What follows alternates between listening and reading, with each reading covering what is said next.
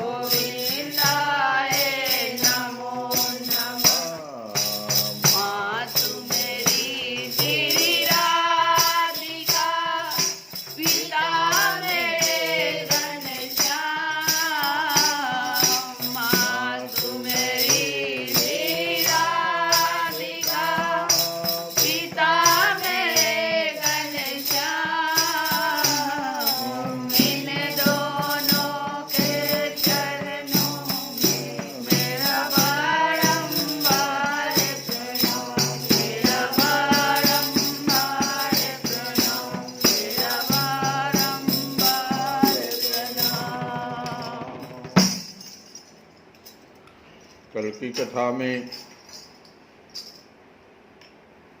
वीरभद्र ने अत्यंत कुपित होकर दक्ष के सिर को यज्ञ की दक्षिणाग्नि में डाल दिया। ये दक्षिणाग्नि शब्द जो आया, यही तो मृत्यु के समय की अग्नि है। और उस यज्ञशाला में आग लगाकर यज्ञ को विध्वंस करके वे कैलाश पर्वत को लौट गए। तो मैत्रेय जी कहते हैं कि विदुर जी, इस प्रकार जब रुद्र के सेवकों ने समस्त देवताओं को हरा दिया और उनके संपूर्ण अंग प्रत्यंग भूत प्रेतों के त्रिशूल, पट्टिस, खड्ग, गदा, परिघ और मुदगर आदि आयुधों से छिन्न भिन्न हो गए, तब वे ऋत्विज और सदस्यों के सहित बहुत ही डरकर ब्रह्मा जी के पास पहुँचे और प्रणाम करके उन्हें सारा वृतांत कह सुनाया। हम तो पहले ही बताए थे कि दक्ष जब यज्ञ कर रहा था तो ब्रह्मा, विष्णु और महेश तीनों को निमंत्रित नहीं किया था। तो सभी लोग जो बच गए वो ब्रह्मा जी के पास पहुँचे और प्रणाम करके उन्हें सारा वृतांत कह सुनाया।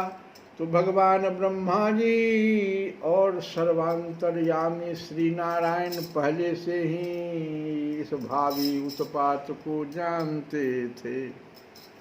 भगवान को पहले पूजा में बुलाया ही नहीं यज्ञशाला में, तो समझ गए कि वो कुछ होने वाला है। वो तो सब समझते थे कि ये सब होने ही वाला है। ये घमंड से, अहंकार से भरकर दक्ष जो है यज्ञ कर रहा है। तो भगवान ब्रह्मा जी और सर्वांतर्यामी श्री नारायण पहले से ही इस भावी उत्पात को जानते थे, इसी से वे दक्ष के यज्ञ में नहीं गए थे। अब देवताओं के मुख से वहाँ की सारी बात सुनकर उन्होंने कहा कि देवताओं, परम समर्थ तेजस्वी पुरुष से कोई दोष भी बन जाए तो भी उसके बदले में अपराध करने वाले मनुष्यों का भला नहीं हो सकता। फिर तुम लोगों ने तो यज्ञ में भगवान शंकर का प्राप्य भाग न देकर उनका बड़ा भारी अपराध किया है। परंतु भोले बाबा जो शंकर जी हैं बहुत शीघ्र प्रसन्न होने वाले हैं। उनका तो ऐसा गुण है कि औढ़र दानी है। तो हम लोग भोले बाबा के औढ़र दानी पर एक भजन गाएं पहले। कितने भगवान जल्दी प्रसन्न होते हैं। शंकर दयालु दूसरा, शंकर दयालु दूसरा, अरे तुम सा कोई नहीं, शंकर दयालु दूसरा, तुम सा कोई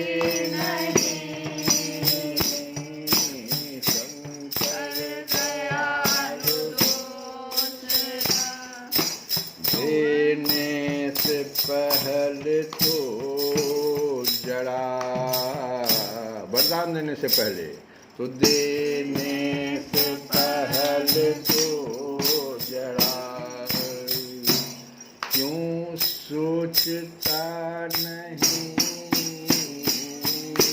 शंकर दयालु दूसरा, शंकर दयालु पहले तो जरा, अरे क्यों सोचता नहीं शंकर दयालु कोई नहीं, शंकर दयालु दूसरा। अब देखो कहाँ कहाँ भोले बाबा ने क्या क्या दिया और कैसे कैसे हो गया। तो भस्मासुर ने भक्ति से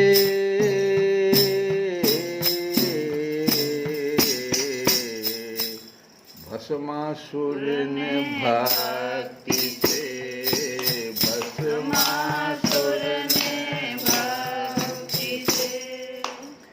अरे भस्मासुर ने भक्ति से तुझको रिझा लिया।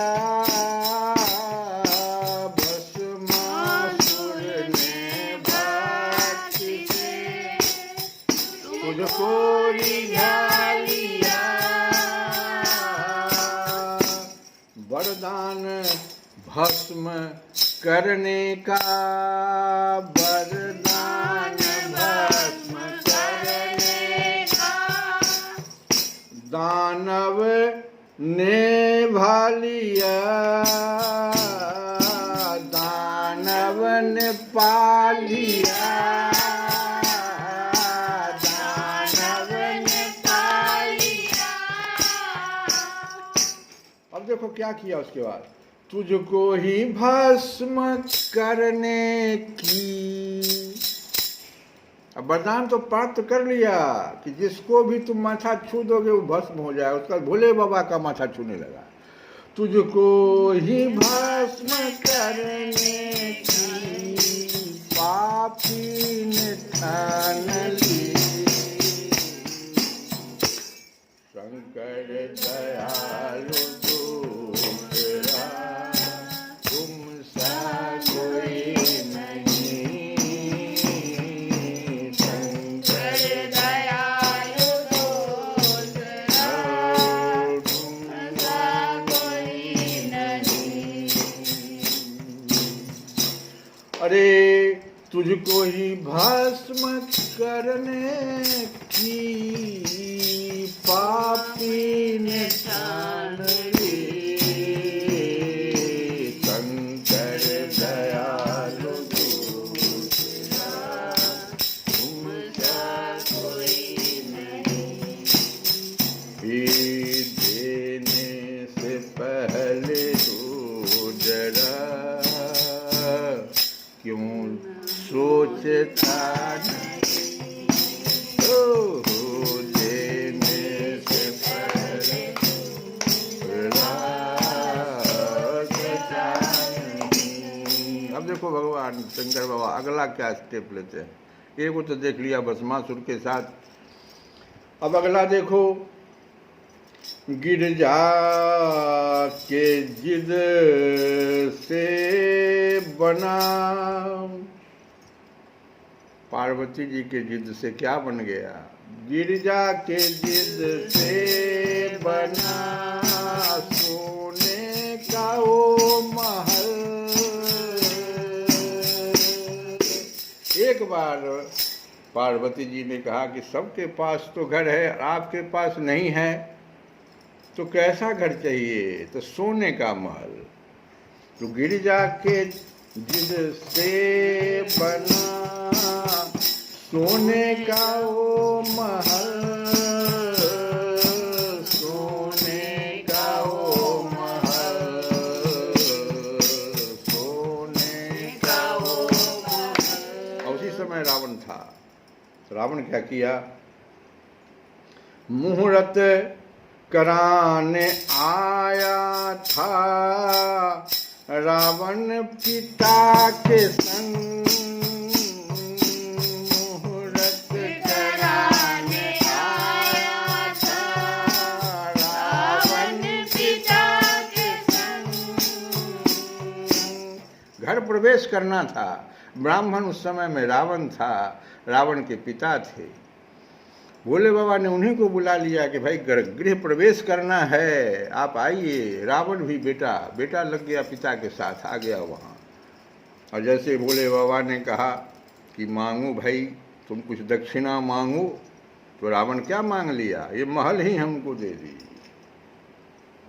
अब देखो, गिरजा के जिद से बना सोने का वो महल,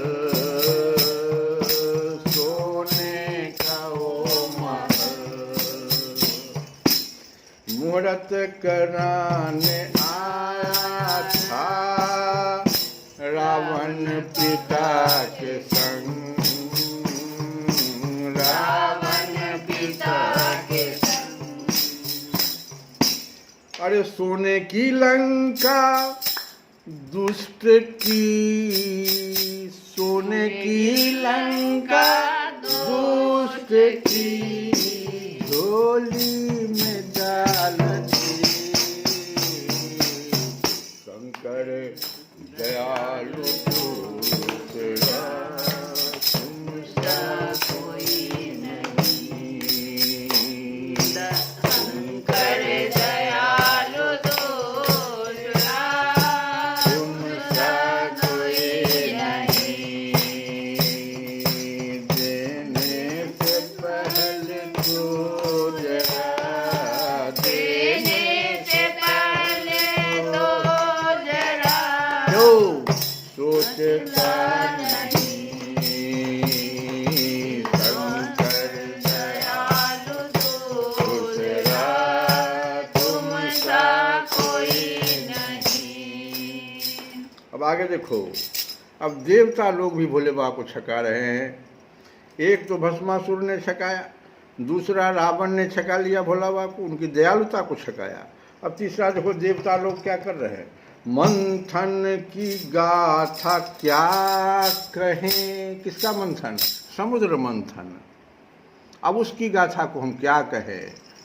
ब्रह्मा जी कहते हैं इतना दयालु हैं, अब क्या क्या हम तुमको सुनावे। अगला सुनो, मंथन की गाथा क्या कहें, क्या क्या नहीं हुआ, क्या क्या नहीं हुआ। मंथन की गाथा क्या कहें, मंथन की गाथा क्या क्या नहीं हुआ। अमृत पिलाया देवों को, सारे देवता अमृत पी गए। अमृत पिलाया देवों को और विष तू पी लिया, विष तू पी लिया, विष तू पी लिया। अमृत पिलाया देवों को और विष तू पी लिया,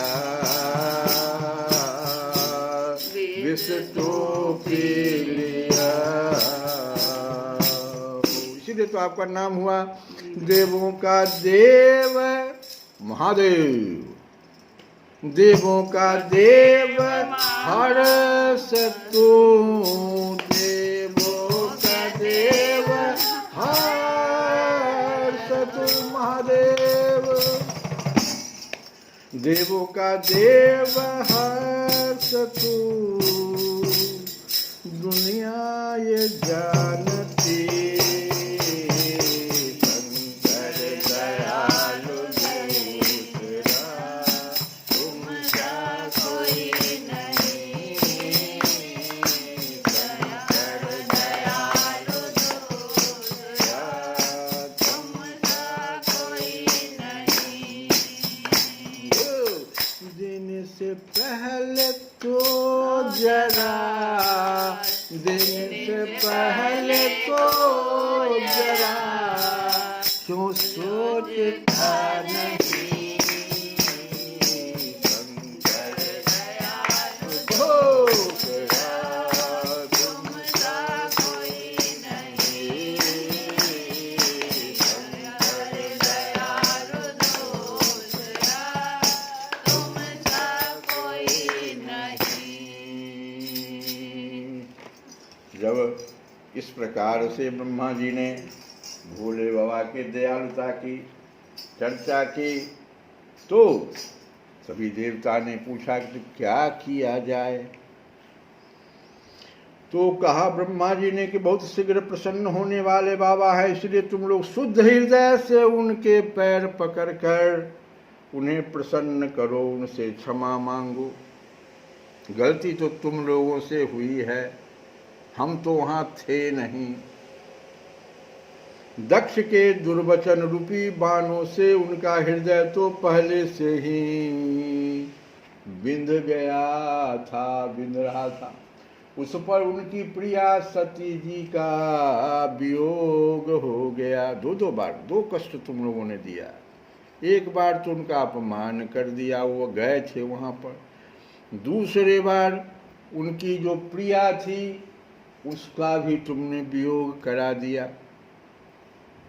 इसलिए यदि तुम लोग चाहते हो कि वह यज्ञ फिर से आरंभ हो कर पूर्ण हो तो पहले जल्दी जाकर उनसे अपने अपराधों के लिए क्षमा मांगो, नहीं तो उनके कुपित होने पर लोकपालों के सहित इन समस्त लोकों का भी बचना अब असंभव है। भगवान रुद्र परम स्वतंत्र हैं, उनके तत्व और शक्ति सामर्थ्य को न तो कोई ऋषि मुनि देवता और यज्ञ स्वरूप देवराज इंद्र ही जानते हैं और न स्वयं मैं ही जानता हूँ, फिर दूसरों की तो बात ही क्या है। ऐसी अवस्था में उन्हें शांत करने का उपाय कौन कर सकता है।